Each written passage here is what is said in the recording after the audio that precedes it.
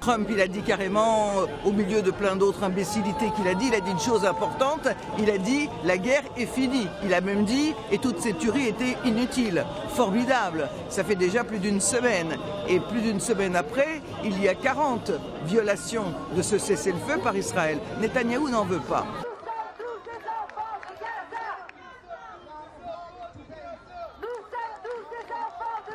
Et les hôpitaux, ils n'ont toujours pas d'aide. Et les blessés sont en train de mourir. Médecins du Monde a dit qu'il y avait 20 000 blessés à Gaza qui allaient mourir d'un jour à l'autre parce qu'ils n'avaient pas les équipements médicaux, le matériel, l'essence pour les générateurs, ni rien du tout.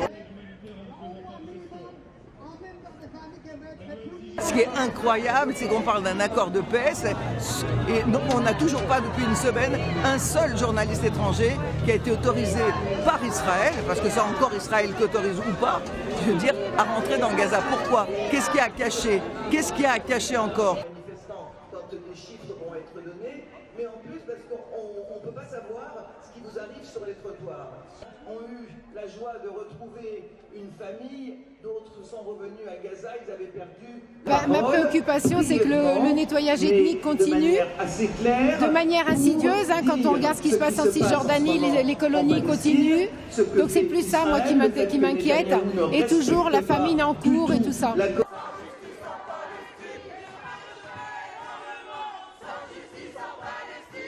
Israël a beau jeu de dire les informations viennent de pseudo-journalistes qui sont pro-Hamas, mais comme c'est eux qui ne laissent pas rentrer les journalistes internationaux pour témoigner de ce qui se passe, ce sont les seules informations qu'on a.